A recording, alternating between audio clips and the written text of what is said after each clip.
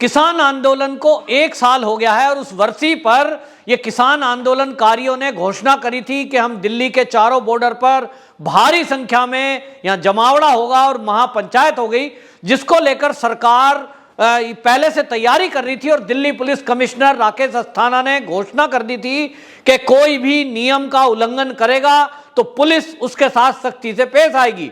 और इसका असर यह था कि उत्तर प्रदेश पुलिस, दिल्ली पुलिस और प्रशासन की जो तैयारी थी उसके सामने कोई किसान आंदोलन में आने वाले इस तरह के लोग जो उत्पात मचाने की नीयत से दिल्ली कूच कर रहे थे, उनके मंसूबे धरे रह गए। क्योंकि चुपचाप बैठकर केक काटना, ढोल बजाना, मिठाई बांटे, कुछ भी करें, लेकिन जिस तरह की इस आंदोलन में चीजें सामने आई, पंजाब की तरफ से जो ट्रैक्टर ट्रॉलियों में पब्लिक को भर के लाया गया, आप देखेंगे तो उसमें एक तरह की ड्रेस बांटी गई और चुनरियां बांटी गई महिलाओं को, वो पैसे देकर लाया गया, ऐसा लोगों का कहना है।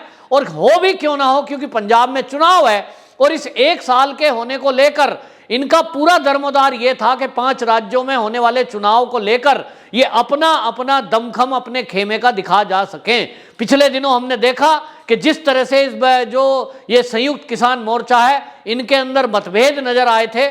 चंडूनी कुछ कह रहे थे, राकेश टिकैत कुछ कह रहे थे। आज की डेट में भी वो नजर आया कि गाजीपुर बॉर्डर पर राकेश टिकैत अपनी ताकत दिखाने के चक्कर में लगे हुए थे, लेकिन राकेश टिकैत की पोल तब खुल गई कि ये 1 साल पूरा होने पर जो ये कह रहे थे कि पूरे उत्तर प्रदेश के किसान जुटेंगे, उत्तर प्रदेश से मुश्किल से 10% किसान इनके बुलावे पर आए। 90% किसान पंजाब और हरियाणा के गाजीपुर बॉर्डर पर उपस्थित थे। यानी एक फर्जी आंदोलन ये चल रहा है इस समय। राकेश टिकैत के आह्वान पर उत्तर प्रदेश का कोई किसान कहने से नहीं आ रहा है। ये इस 26 तारीख की मीटिंग में सिद्ध हुआ। यहां बड़बोलेपन में राकेश टिकैत ने एक बार फिर सरकार को धमकी भरे लहजे में कहा कि अभी तो बिल वापसी हुआ है, ये 1 साल की उपलब्धि है हमारी कि कोरोना और ये बिल, ये दोनों मुसीबत लेकर आए थे, तो कोरोना को भी हमने हराया, हमने बिल भी वापसी कराए, अब एमएसपी पर गारंटी चाहिए वरना हम वापस नहीं जाएंगे। यहां उन्होंने एक मांग और जोड़ दी और एक मांग और जोड़कर ट्रैक्टरों को लेकर कहा कि ये कोई विदेश के ट्रैक्टर नहीं है, हमारे देश के ट्रैक्टर है। मतलब ये साफ दिख रहा है। और उन्होंने एक बयान दिया जो दिख रहा है कि उनकी राजनीतिक महत्वाकांक्षा है। उन्होंने कहा कि ये जो आंदोलन है खेत से सियासत के रास्ते पर चलेगा और बीजेपी की तो खिलाफत करनी ही पड़ेगी क्योंकि काम नहीं कर रही।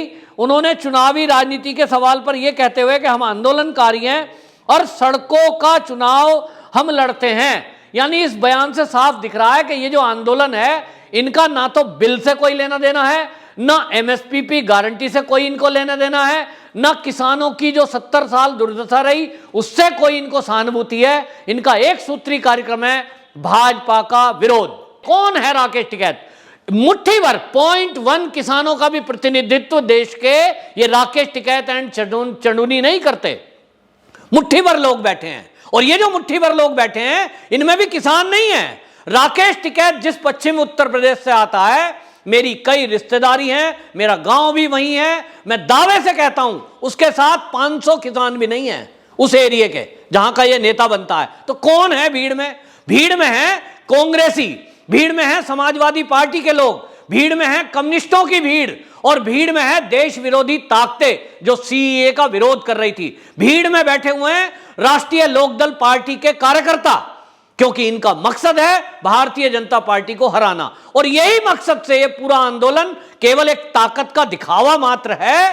राकेश टिकैत ने ये जो आंदोलन खड़ा किया है या जो खालिस्तानी समर्थकों ने ये आंदोलन खड़ा किया है, ये कृषि बिल के विरोध में नहीं है, ये है भाजपा के विरोध में, हिंदुत्व के विरोध में, हिंदूवादी शक्तियों के विरोध में, आरएसएस के विरोध में ये संगठन है। और विरोध में है उन एजेंडों पर चर्चा हो जो कांग्रेस ने यहां कारनामे देश विरोध में किए हैं, उनको छुपाने के लिए। आप देखें कि यदि आज 26/11 में यह किसान आंदोलन ना हो रहा होता तो हर टीवी पर आज डिबेट हो रही होती मुंबई हमले की। और अगर हमले की बात होगी तो कांग्रेस की बात ना हो, कांग्रेस की फेलियर की बात ना हो, इंटेलिजेंस फेलियर की बात ना हो, यह हो नहीं सकता।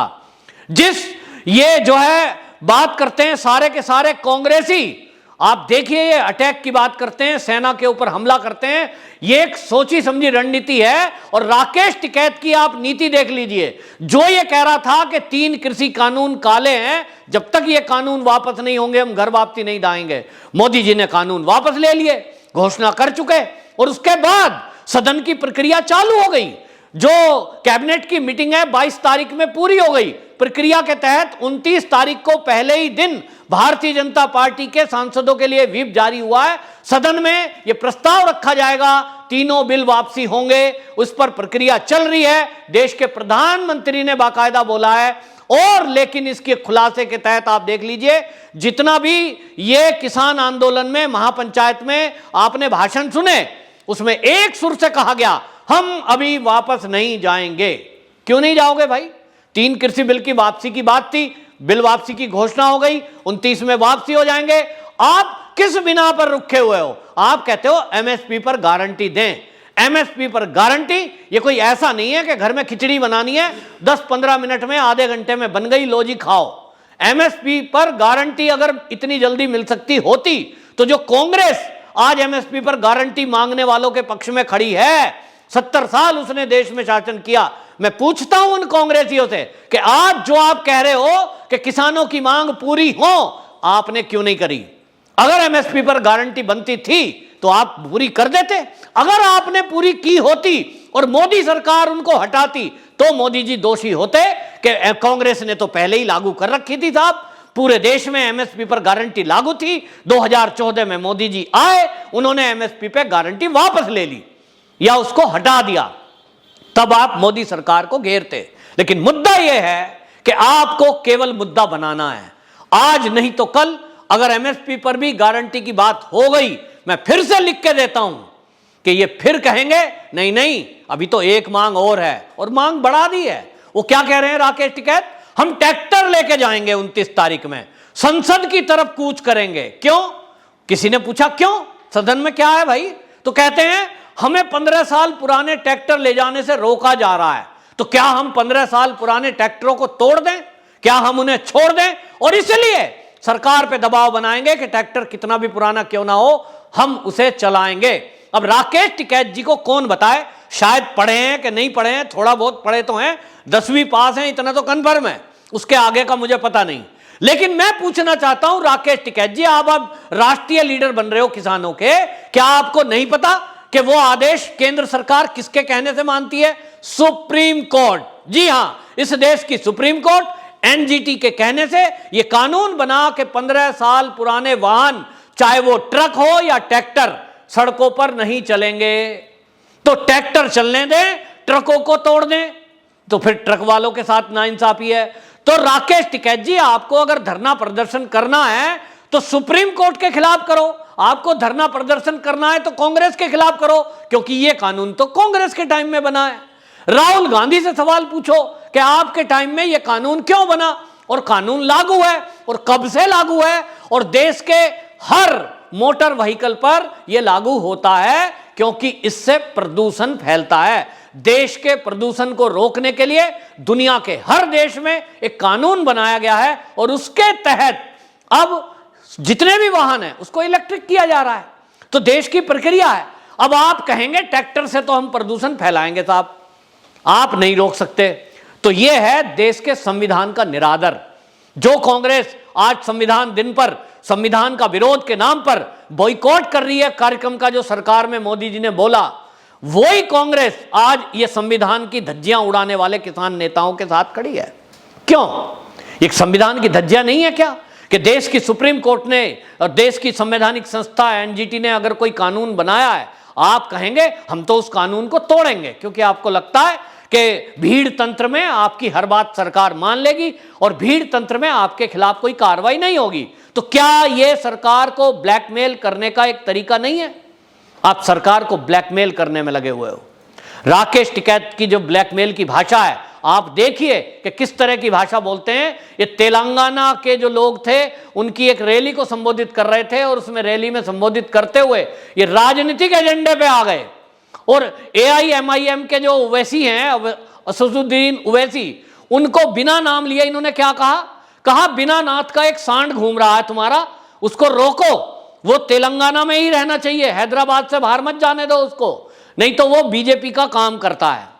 अब इनका देखिए कि क्या दिमाग है, क्या इनको ओवैसी का एक भी भाषण, उनकी पार्टी का एक भी कारण ऐसा लगता है कि वो बीजेपी का काम कर रहे हैं? ओवैसी जिस तरह का जहर उगलते हैं बीजेपी के विरुद्ध या हिंदूवादी संगठनों के विरुद्ध, क्या वो बीजेपी को मदद पहुंचाता है? वो इस देश में ओवैसी का जो भी भाषण है वो केवल और केवल नफरत की बातें बोलता है और लोगों को देश में धर्म के नाम पर अलग करने की बात बोलता है। तो भाजपा का क्या ये एजेंडा है? क्या कहना चाहते हो?